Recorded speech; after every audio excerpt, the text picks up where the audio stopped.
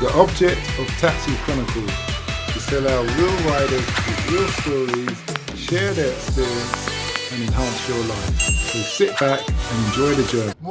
Morning. Yes, we're back with another episode, another rider. Today we have a lovely lady, Katie, in the car.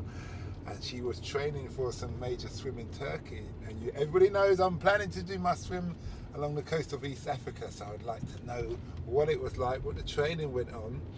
And she's also with her fella who's going to support her in the background. So nice to have you here today, Katie. Hiya. So tell us, what was going through your mind when you decided to do this swim? At the time, I had a friend who lived in Turkey. She lived in Istanbul, and she was doing it for charity, and she just needed a training partner because she was training over in the UK. And so she was like, do you want to do it? So yeah, that's how it all started. Okay. Were you a strong swimmer beforehand? Yeah, I swam competitively, which is why she thought of me, because no one else would be mad enough to do it. Okay. What's the distance? Do you know what? I can't even remember. I think it's maybe 3k, I think. But it's a bit of an interesting race because the distance is slightly like strange because you rely completely on the tide.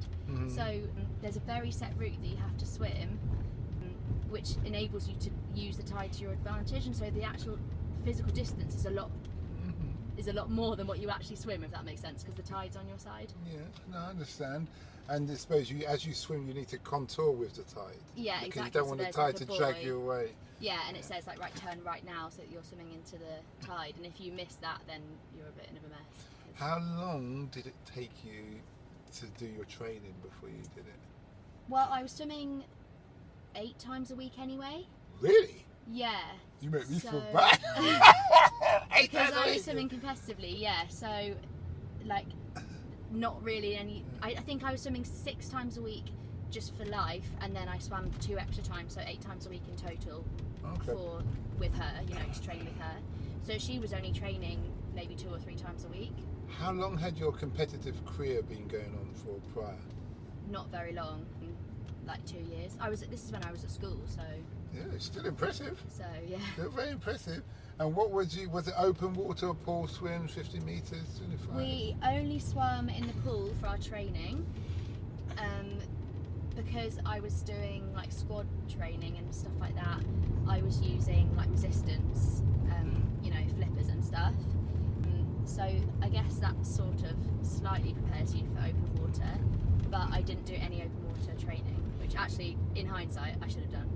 Okay. You spoke about using flippers. Are you an advocate for using flippers in training? Does it really help you?